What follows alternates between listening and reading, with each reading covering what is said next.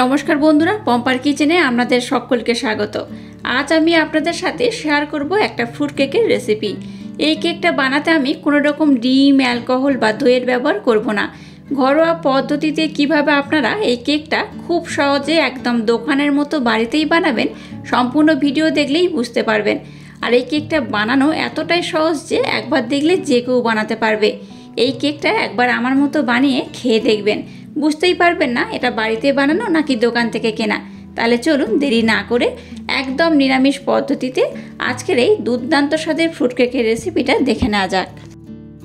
আজকে ফ্রুট কেকটা বানানোর জন্য দেখুন প্রথমে একটা এরকম পাত্র নিয়ে নিয়েছি।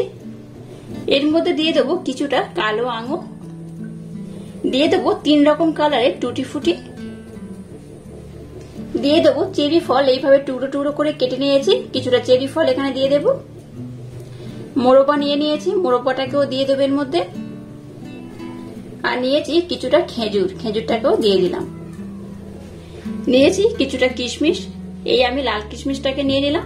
প্রথমে যে বললাম কালো আঙুর, কালো আঙুরটা কিন্তু শুকিয়ে এইভাবে কিশমিশ করা হয়েছে। তো এই কালো কিশমিশ আর এইভাবে লাল কিশমিশ, মানে 2 রকম কিশমিশ এখানে আমি ব্যবহার করছি। এবার সমস্ত ড্রাই ফ্রুট গুলোকে আমি একটু ভালোভাবে মিক্সড করে নেব। এবার দেখুন নিয়েছি অরেঞ্জ জুস, তো অরেঞ্জ জুস এখানে আমি দিয়ে দেবো। আপনারা বাড়িতে যদি এই সময় না পান তাহলে কিন্তু দোকান থেকে কিনে আনতে পারেন। দোকানে এই অরেঞ্জ জুস কিন্তু খুব সহজে পাওয়া যায়, 10 টাকার প্যাকেট হলেই কিন্তু হয়ে যাবে। তো এই অরেঞ্জ জুসটা দিয়ে দেখে আমি ভিজিয়ে রাখবো। আচ্ছা, এখানে আমি যে ড্রাই ফ্রুট গুলো ব্যবহার করেছি আপনারা চাইলে কিন্তু আরো অন্যান্য ড্রাই ফ্রুটও ব্যবহার করতে পারেন। আর আপনাদের হাতে কাছে যে ড্রাই ফ্রুটটা থাকবে না সেটাকে অ্যাভয়েড করতে পারেন। ফ্রুট কেক বানানোর জন্য নানা রকমের কিন্তু ড্রাই ফ্রুট ব্যবহার করা হয়। এই ড্রাই ফ্রুট দিয়ে যদি ফ্রুট কেকটা বানানো যায় তাহলে কিন্তু ফ্রুট কেকের স্বাদই পাল্টে যায়। তো এই পরিমাণ আমি দিয়ে দিলাম।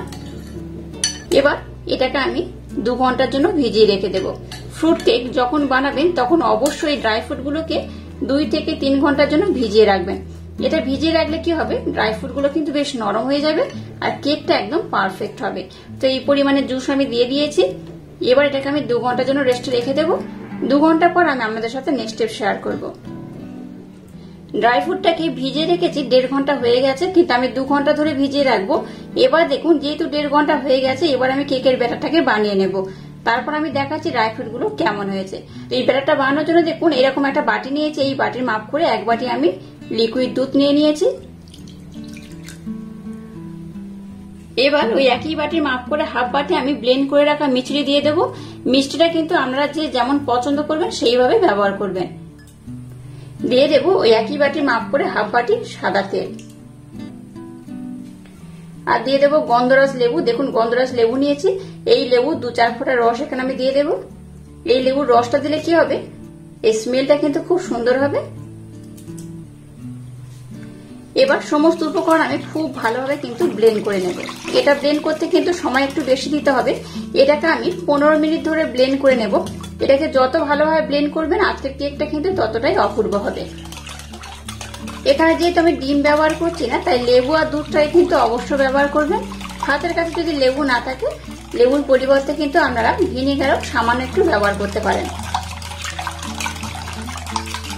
আমি এখানে ব্লেন্ড করে রাখা মিষ্টি ব্যবহার করলাম, আপনারা চাইলে কিন্তু এখানে চিনিও ব্যবহার করতে পারেন। এবার এটাকে আমি 15 মিনিট সময় দিয়ে খুব ভালোভাবে ব্লেন্ড করে নেব। তারপর আমি নেক্সট স্টেপ আপনাদের সাথে শেয়ার করব। দেখুন 15 মিনিট সময় দিয়ে এটাকে আমি খুব ভালোভাবে ব্লেন্ড করে নিয়েছি। আর কেমন হয়েছে দেখুন, আগে থেকে কিন্তু বেশ একটু ঘন মতো হয়ে গেছে আর কালারটা দেখুন অনেকটা কিন্তু চেঞ্জ হয়ে গেছে। এবার এখানে একটা ছাঁকনি নিয়ে নিলাম। এর মধ্যে দিয়ে দেবো এই বাটির মাপ করে 1 বাটি ময়দা, দিয়ে দেবো 1 বাটি আটা। আটা ময়দা আমি এখানে মিক্সড করে করবো। আপনারা চাইলে কিন্তু শুধু ময়দা বা শুধু আটা দিয়েও কিন্তু এটাকে বানাতে পারেন। 1 চামচ দিয়ে দেবো সুজি, একদম 1 চামচ দিলেই হবে। মিল্ক পাউডার দিয়ে দেবো এই চামচের 3 থেকে 4 চামচ। হাফ চামচ দিয়ে দেবো বেকিং পাউডার। আর যতটা বেকিং পাউডার দিয়েছি তার অর্ধেক দিয়ে দেবো খাবার সোডা বা বেকিং সোডা। এবার সমস্ত উপকরণ একসাথে খুব ভালোভাবে আমি এইভাবে চেলে নেব। এইভাবে চেলে নিলে কিন্তু খুব ভালো হয়, মিশ্রণটা একদম স্মুথ হবে আর কেকটাও কিন্তু খুব সুন্দরভাবে ফুলবে। এবার সমস্ত উপকরণ খুব ভালোভাবে ব্লেন্ড করতে হবে। দেখুন মিশ্রণটাকে মোটামুটি আমি ভালোভাবে ব্লেন্ড করেছি। এবার এটাকে একটু সরিয়ে রাখবো। এবার দেখুন 2 ঘন্টা প্রায় হয়ে গেছে। 2 ঘন্টা পর আমি দেখাচ্ছি। দেখুন ড্রাই ফ্রুট গুলো কিন্তু বেশ অনেকটাই একদম নরম হয়ে গেছে। আর যে জুসটাকে আমি দিয়েছিলাম অরেঞ্জ জুস, সেটা কিন্তু অনেকটাই কিন্তু অ্যাবজর্ব করে নিয়েছে। দেখুন অল্প একটু সামান্য পড়ে রয়েছে, দেখে বুঝতেই পারছেন। এটা কিন্তু খুব সুন্দর হয়েছে। এবার আমি এই ব্যাটারটাকে নিয়ে নিলাম। এবার এই সমস্ত ড্রাই ফ্রুট গুলো জুস সমেত এর মধ্যে আমি দিয়ে দেব।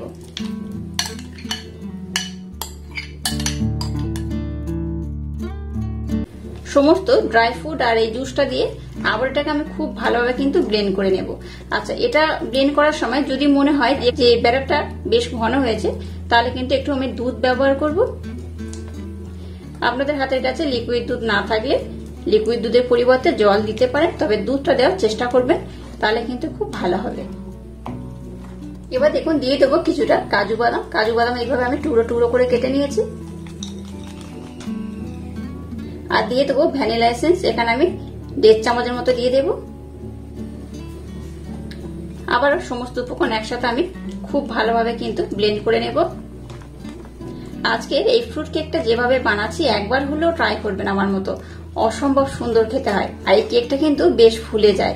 আমার মতো অবশ্য ট্রাই করবেন, আশা করছি আপনাদের ভীষণ ভালো লাগবে।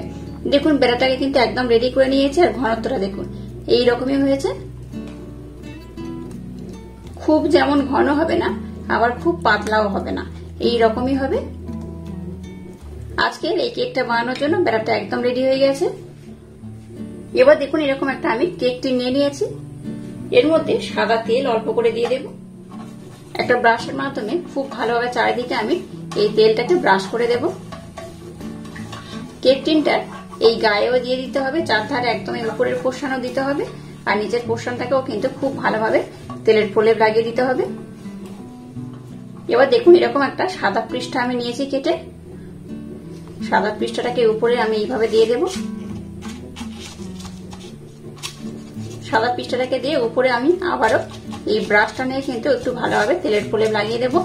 এক্সট্রা করে তেল দেওয়ার দরকার নেই, এই ব্রাশের মাধ্যমে একটু লাগিয়ে নিলেই হবে। এবার দেখুন ব্যাটারটাকে নিয়ে নিয়েছি।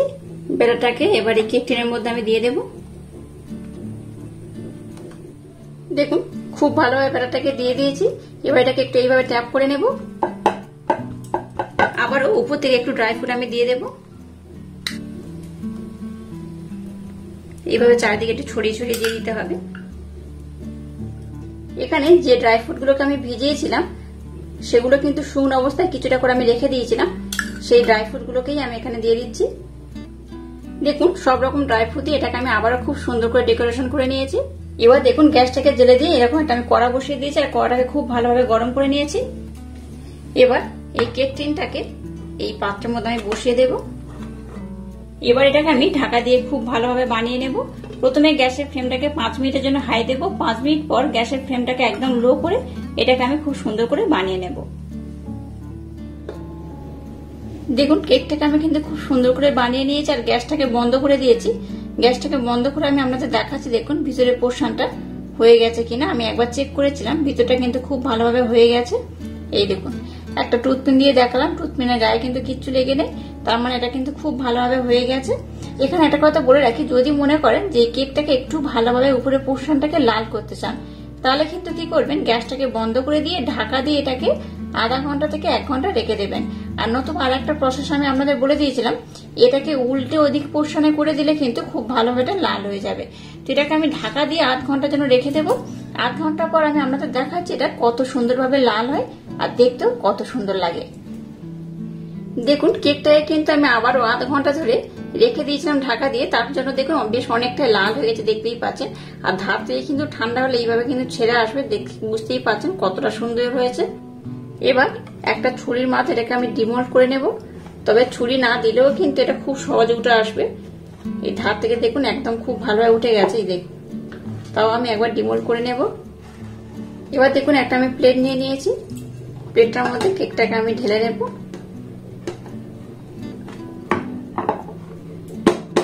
এইভাবে একটু ট্যাপ করবেন, দেখবেন অটোমেটিক এটা কিন্তু ছেড়ে উঠে আসবে।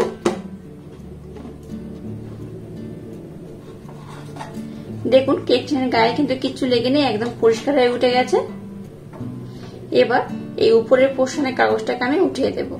এই দেখুন পিছনের পোর্শনটা কত সুন্দর হয়েছে, দেখুন একদম কিন্তু লাল হয়ে গেছে। আর এই দেখুন কাগজটার মধ্যে কিন্তু কিচ্ছু লেগে নেই, একদম পরিষ্কার হয়ে উঠে গেছে।